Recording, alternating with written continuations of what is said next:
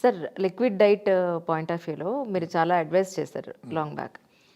So liquid diets అనగానే fruit juices ఎక్కువ తీసేసుకోవడం, solids ఎక్కువ తగ్గించేసేయడం అదే ఉపవాసం అనగానే ఉప్మా 1 కిలో వేస్తారే, లోట పాలు, అరే పాలు లోట వచ్చినా లేదా అని అట్లా సో ఆ టైపులో. ఇలా చేసిన వాళ్ళని నేను చాలా మంది చూశాను.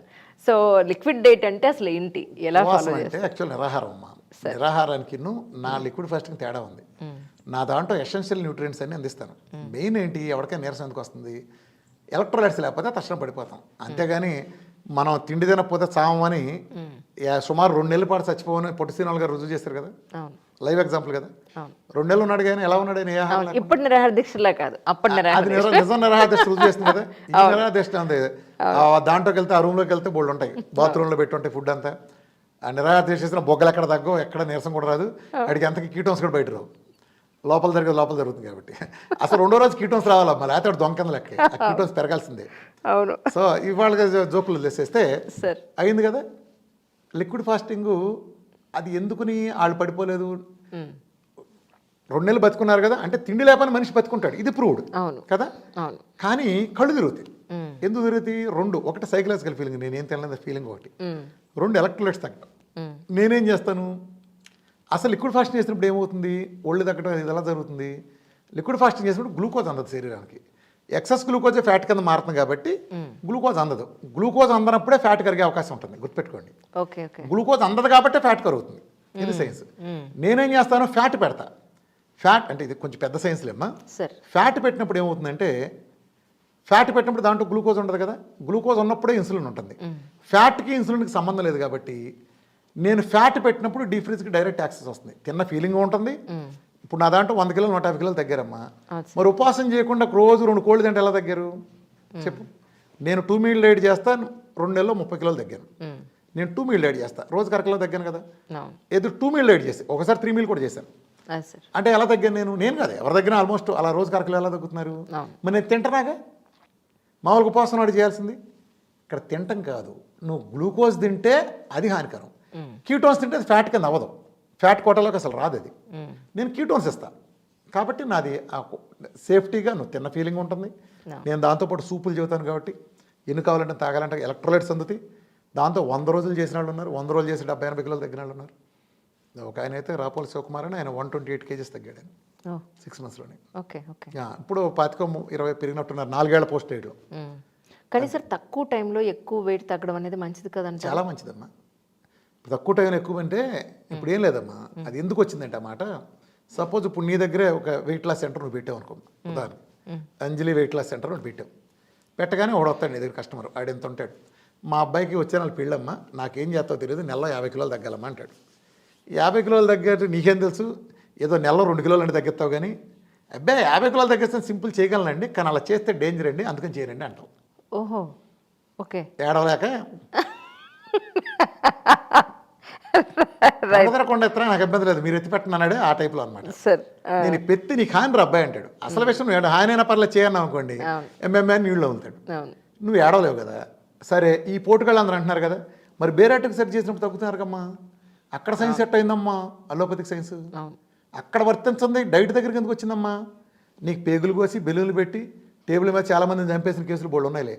ఆ బేరాటికి చేయించినా కూడా జీవితాంతం నరకం, ఆడికి నరకానికి స్పెల్లింగ్ రోజు రాయిస్తారు వాడి చేత. బేరాట్రిక్ ఏంటంటే, నేను డైట్ చేయను, నా నాలుగు నేను కుదరదో, నేను ఫ్యాట్ తిన్నాను, నేను అన్నం ఇంత మెతుకని పడాల్సిందే అంటాడా. ఆడికి బేరాట్రిక్ అంటే తాత్కాలికంగా ఎప్పటికప్పుడు బేరాట్రిక్ చేసిన వాళ్ళు పోషించి ఆ హింస పట్టడం తప్ప ఆ నాలుగు మీద కావాలని లేదురా. అసలు ఒకటమ్మా, బేరాట్రిక్ ఎందుకు తప్పు నేను చెప్పనా. నువ్వెందుకు లావు అయ్యావు, నీ సెల్ పరిధి దాటి ఆత్రంగా తింటావు. 2 ఇడ్లీ తినాల్సిన చోట నీ సెల్ 4 ఇడ్లీ తినాల్సిన చోట నువ్వు 10 ఇడ్లీ తింటావు రుచి కోసం, లేదా 10 కాఫీలు తాగుతున్నావు, బేరాంతో పాటు కూల్ డ్రింక్ తాగుతున్నావు. ఈ స్వభావాన్ని మార్చుకోకుండా తినబట్టి ఆ ఎక్సెస్ గ్లూకోజ్ నీ ఫ్యాట్ కింద మారి ఫ్యాట్ టిష్యూలో స్టోర్ అయ్యి ఇవాళ ఒబెసిటీకి లేవు కదా. నువ్వు ఆ స్వభావాన్ని అలాగే ఉంచి నువ్వు పేగు కట్ చేసి సంచి కట్ చేస్తే సంచలనం చేస్తే ఉపయోగం ఏంటమ్మా. ఆ సంచి సంవత్సరాలు మళ్ళీ సాగి మళ్ళీ మొత్తం అవుతుంది కదా. నేనేం చేస్తాను, నువ్వు స్వభావం మార్చుకో. అవును, నువ్వు ఆ కార్బోహైడ్రేట్ తినేదాన్ని తగ్గించుకో. ఎప్పుడైతే నేను 4 నెలలు డైట్ ఎందుకు చెప్తాను, 3 నెలలు 2 నెలలు, ఆ ప్రాసెస్లో మీకు అలవాటు పోతుంది. రోజు నువ్వు కాఫీ తాగుతావు ఇంకొమ్మ, ఇవాళ నువ్వు కాఫీ దగ్గర రేపు మానేయమంటే బుర్ర తిరిగిపోద్ది, మన తలక నిప్పుతావు. అదే వారం తర్వాత కాఫీ అంటే ఎందుకు లేపని పర్లేదు అంటాం. ఎందుకని అలవాటు అనేది స్లోగా పోతుంది. అవును. ఎందుకు జరుగుతుంది? ఆ సెల్ మన అందులో నిండి ఉంటుంది కాబట్టి ఆ కెఫెన్తో ఆ కెఫెన్ మళ్ళీ మరుసటి రోజు అడుగుతుంది అదే కెఫెన్ని. ఆ 2 రోజులు తిప్పేస్తుంది అదొక బ్యాడ్ దీనిలాగా. 2 రోజుల మంది ఆ కెఫెన్ కూడా అదృశ్యం అయిపోతుంది. కొన్నాళ్ళు ఓవర్ పీరియడ్ ఆ సెల్ నుంచి అదృశ్యం అయిపోయిన తర్వాత అలవాటు మనం నిన్ను అడగదు. చేసుకునే అలవాటు. అలవాటు అంటే వేరేం కాదు. గుట్కావాడు ఎందుకు అడుగుతాడు గుట్కాని? గుట్కా నుంచి వచ్చిన కెమికల్స్తో సెల్ నింపేస్తాడు. మళ్ళీ అదే సెల్ పెడితే కానీ తీసుకున్న స్టేజ్కి అలవాటు. ఎప్పుడైతే నువ్వు అలవాటు మార్చావో ఆటోమేటిక్ సెట్ అయిపోతుంది. అవును. నేను అలవాటు కొన్నప్పుడు పీరియడ్లో మార్చేస్తున్నాను కాబట్టి తర్వాత సెట్ అవుతాడు. నేనేం చేస్తున్నాను? ఆ స్వభావాన్ని మారుస్తా, ఆహారం తగ్గిస్తా, ఆ డెఫిసిట్ని డీప్ ఫ్రీజ్ని తీసుకునే యాక్సెస్ ఇచ్చి ఒక ఇంటెలిజెంట్ ప్రోగ్రామ్ చేశాను.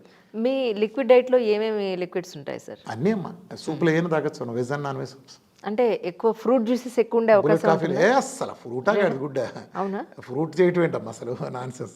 ఫ్రూట్ అంటే గ్లూకోజ్ ఫ్రక్టోస్ అమ్మా. ఫ్రక్టోస్ డైరెక్ట్ లివర్లోకి వెళ్ళి వాళ్ళు ఫ్యాటీ లివర్ లాంటి కారణాలు కూడా ఫ్రూట్స్ ఒకటి బాగా తింటారు. ఫ్రూట్స్ అది గొప్ప అనుకున్నాయి. మీరు మంచి ఫ్రూట్స్ తిన్నా మంచి ఏం కాదు అవి. Fruits are always supplements. You cannot survive with fruits. నిజంగా మీకు ఛాలెంజ్ చేస్తున్నా, ఓ 2 నెలలు దాచిపళ్ళు ఒక్కటి తినూరుకోండి, లివర్ పగిలిపోయి సచ్చూరుకుంటారు. అచ్చంగా తిని 2 కిలోలు పంపిస్తాం రోజు 4 కిలోలు. సో ఆల్వేస్ అతి సర్వత్రా వర్జయతని బ్యాలెన్స్ డైట్ ఆల్వేస్ బెటర్ అన్నమాట. బ్యాలెన్స్ రేట్ అంటే ఒకటి ఉందమ్మా. బ్యాలెన్స్ రేట్ అంటే నువ్వు రిఫండ్ ఆయిల్ కార్బోహైడ్రేట్ ఇచ్చేది బ్యాలెన్స్ రేట్ అవుతుందా? మాట వెళ్తే బ్యాలెన్స్ డేట్ అంటే ఏదో ఉన్నట్టు చెప్తారు. బ్యాలెన్స్ డేట్ ఎవరికి? ఇప్పుడు అంజలి ఏ ప్రాబ్లం లేదు, అంజలి బ్యాలెన్స్ డేట్ తీసుకోవచ్చు, కార్బోహైడ్రేట్స్ ప్రోటీన్ ఫ్యాట్ అని. కరెక్ట్. ఇప్పుడు అంజలి 150 కిలోలు ఉంది, నీకు బ్యాలెన్స్, నువ్వు ఆల్రెడీ అన్బ్యాలెన్స్ ఉంటే నీకు బ్యాలెన్స్ డేట్ ఏంటి? కరెక్ట్. అది కదా అక్కడ ఇంబ్యాలెన్స్ మనకు కనబడుతుంది. ఎవరికి బ్యాలెన్స్ డేట్? వన్స్ నువ్వు సెట్ చేసుకున్నాక నువ్వు బ్యాలెన్స్ డేట్ రావాలి. అవును. అన్ని సమానంగా అందాలి, నీ బొంద అందాలి. ఒక ఆయన ప్రవచకుడు చెప్తూ ఉంటాడు, ఈ నోట్ దొరద ప్రవచకుడు నాకు ఉంటాడు. సార్ ఏంటంటే డైట్లు చెప్తారు, శుభ్రంగా అన్నం వేసుకుని పప్పు వేసుకుని పులుసు చేసుకుని తినాలి. ఆయన ఎవడో చెబుతాడు కొబ్బరి నూనె వేసుకుని. నోటి దొల సామ్రాట్లు ఉంటారు కొంతమంది. వీళ్ళు వేరే దాంట్లో పండితులు ప్రతి దాంట్లో ఏలు పెట్టి మాకే దేశం కెలుగుతూ ఉంటారు. ఎవడి సబ్జెక్టులు ఆడు ఉండాలి. సార్ ఇప్పుడు అబ్దుల్ కలాం మీద కాఫీ బాగా పెట్టలేడు కదా, ర్యాకెట్ బాగా ఎగరేస్తాడు. కానీ అవును సార్, అవి పెట్టి అంటాడు. ఏమయ్యా షుగర్ వచ్చినాడికి నువ్వు అన్నాలు పెట్టి పప్పు వేసి పులుసు చేసి పెడతావా? ఆడేమవుతాడు? రేపు షుగర్ పెరిగి రేపు నేను కొట్టేది ఏం చేస్తావు నువ్వు? నీ ప్రవచనాలు ఏమైనా కాపాడతాయండి? ఈ సొల్లు కవర్లు ఏమైనా కాపాడతాయా? ఎందుకు అన్నింటిలో దొరతారు మీరు? ప్రతి దానికి మాకే తెలుసని నోటి దొరలకు చెప్తున్నాను నేను.